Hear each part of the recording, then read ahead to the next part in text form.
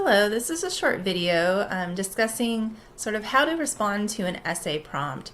And specifically the prompt that we're going to take a look at in this video is how to respond to a prompt that asks you to take more than one side or to take a look at an issue from more than one perspective.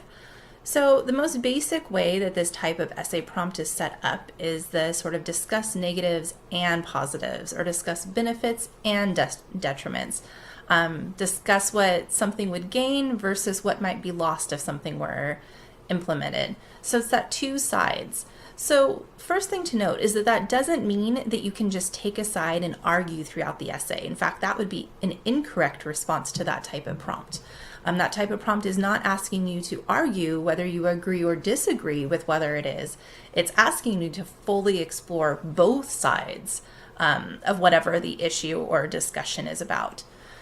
So I want to walk you through this pretend essay prompt and just kind of talk about how to set it up, how to organize the essay, what the thesis might sound like in this particular setup. So again, just as a reminder, anytime you're given a writing prompt, that's what the entire writing project or essay many times should focus on. So always make sure that you're paying close attention to whatever that writing prompt is asking for. So this is just a pretend prompt. It's one that was used in the past but is not currently being used in my classes. And it says, in online dating, the new norm, Joanna Blass explains dating online as being the standard in modern society, and she addresses some of the concerns surrounding this trend. What are some of the detriments and benefits of dating becoming an online activity? So that last question, that's what the writing prompt is, meaning that's really what the focus of the essay needs to be about. So when I'm planning and I'm pre-writing and I'm thinking through my ideas, it's really important to keep coming back to that question to make sure that I'm staying focused on it and actually addressing it. Now, one of the great tricks is when you're given that type of prompt question, that immediately tells you that your thesis is the answer ultimately to that question.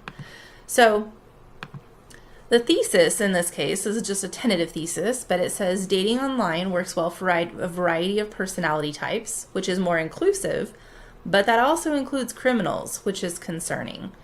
So when it talks about in the above prompt, it says detriments and benefits. Well, the benefit would be this variety of personality types, meaning that it's more inclusive. The negative, the detriments, or the bad, is that, you know what, that also includes criminals, which adds this kind of layer of concern to it. So that thesis statement gives a clear direction. It does not list out every single body paragraph idea. A thesis should not do that. And really, the introduction paragraph doesn't need to do that either. That's a little bit unnecessary. Your thesis should give a clear direction on its own. And if you answer that prompt question, it's going to do that. Then when you're thinking about main ideas, a main idea would be like 1 point per paragraph. So when you think main idea number one, that would be, for, in all intents and purposes, body paragraph number one. And so this particular student had set it up as they were going to talk about 5 different main ideas. That's a pretty good start for like a 3 to 4 page essay. One side note, I would never ever recommend doing the 5 body paragraph essay for college writing. And that's where you have an introduction, 3 body paragraphs, and a conclusion. It's too simplistic and it's limiting. Often it's not going to allow you to get the length and to get the development that you will need. Not to mention it often causes organization issues. So use as many body paragraphs as you need for as many main ideas as you have. So like I said, back to the student. So the student has 5, and what they did was they set it up so that they talk about all the positives first, and then they switch to those negatives. So the first benefit that they talk about is that online dating is great for people who are shy or less comfortable in traditional social settings. That directly connects back up here to this variety of personality types. Online also works well for people who are busy or have hectic lives. Again, so that kind of connects back to this being inclusive, all personality types, it works for everyone idea. And then finally, because many people date online, the chances of finding someone whose personality matches, again, that variety of personality types, is more likely. And then what they do is they use a transition, and then they switch to the other angle that they want to address. And in this case, they just had two main ideas. You could have equal, you could have like 3 positive and 3 negative. Some teachers may ask for that, so just always pay attention to what the instructions are. But you really just want to make sure that you're equally kind of addressing both sides. So that doesn't mean there has to be an equal number of paragraphs. Sometimes there isn't. In this case, the student really had 2 clear pieces that they wanted to address. And so that popped up as 2 paragraphs then. If you'd had 3 or 4, then there would be 3 or 4. So the main idea number 4 is that it talks about violent criminals. So that connects back to that idea of criminals. It's just a more specific type of criminal. And then main idea number 5 is that also the idea that people that use those websites could be targeted by hackers or identity thieves. So again, falls under that criminals part of the thesis. One thing to note is that in the thesis, whatever way you set it up, that organization should also be the same organization in the body paragraph. So this student mentioned the positive aspect first in the thesis, that it works well for a variety of personality types. That means that those paragraphs that fall under that positive aspect, they should come first in the essay. Since that negative, the criminal aspect, came last in the thesis, those paragraphs falling under that portion should be the last couple paragraphs in the essay. So whatever the organization is in the thesis, that should also reflect the organization in the essay. If this student had flipped it and mentioned that criminals use these websites first, then they would have wanted to have had the 2 main ideas about criminals come first in the essay. And then the conclusion, when you're thinking about, okay, well, what is the point of this? Where am I going? What am I getting to? The conclusion should kind of be like, why does this all matter? It's kind of like thinking like, okay, so what? There is negatives and positives to this. So what? Like, what do I do with that information? Why is it important? Why is it necessary to discuss both sides? And so this is just a beginning to a conclusion. Obviously, it's not the whole thing. Again, it's just pre-writing. But the conclusion says, overall, there are both positives and negatives to online dating, but the biggest takeaway is that people who use these sites should be careful. So they're not saying that people shouldn't use them. They're not trying to argue or convince people to not use the sites. That's not what the essay is about.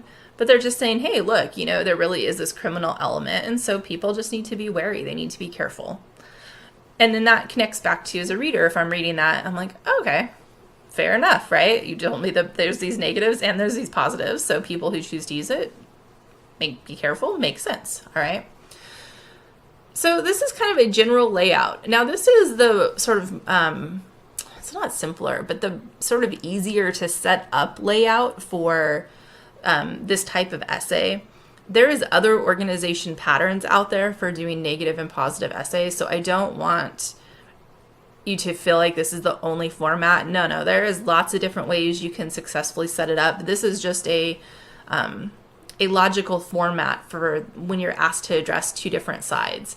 And this could be 2 sides of any issue. It doesn't have to be always negative and positive, good and bad. It could be, you know what, here's like this really good idea on how to fix something, and here's this other really good idea how to fix something. Let's talk about both of these solutions. So it's just when you have 2 kind of separate things that you're trying to address in an essay. Now, as far as the really basic organization pattern, when you're thinking of, okay, so here's the pre-writing, how does this then look in the essay? This article or this essay prompt specifically mentioned and referenced an article. A lot of times, if you've read an article as a setup for an essay, a good way to begin is to give a brief summary of the article to introduce the topic that you're writing about. So one of the things an introduction should always do, whether you've read an article or not, is to introduce the topic. So if you've already read this article, it makes a whole lot of sense to use that as a way to ease into the direction of your essay. So if you started with a brief summary of the article, and then transition in that same paragraph to your thesis statement, then that's going to give a clear direction for where you're headed with the essay. Then if you use that article anywhere later on to to demonstrate ideas to support some of your points, probably not going to work for every main body paragraph, but it'll work for maybe some, then you won't have to fully introduce it again. Then you could use a more simplistic signal phrase later on, such as according to or the author. Okay. A couple things, again, body paragraphs, just remember that always each body paragraph should have its own main idea. You don't want to combine ideas in a paragraph, so really focus and make sure that there's one idea per body paragraph. And then the conclusion, again, when you get to that point, it really should be about, okay, what does all this mean? Why does it matter? It's not summarizing your ideas, it's synthesizing them. So it's analyzing what the significance is. Why are they important? How do they all come together? What does it all mean? And that's how you can really tie up in an essay on a strong point.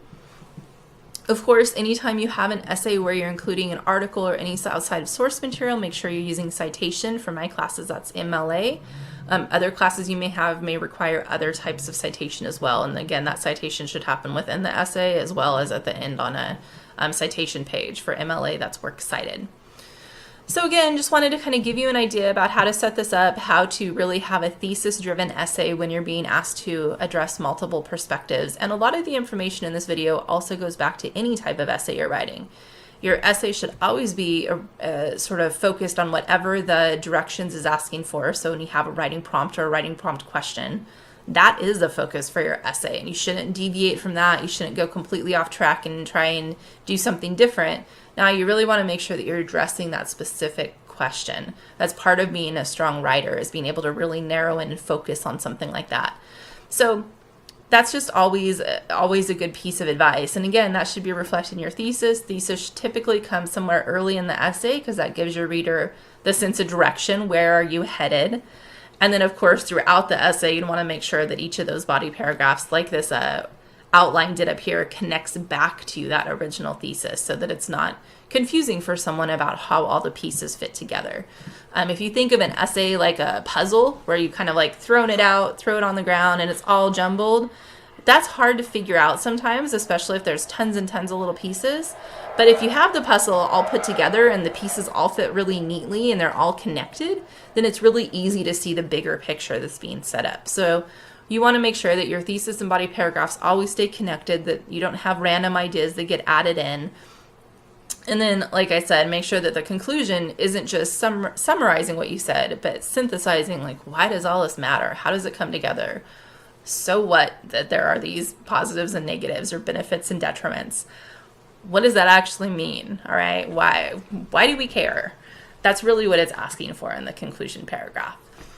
So as always, if you have questions, let me know. Other than that, hope this video is helpful.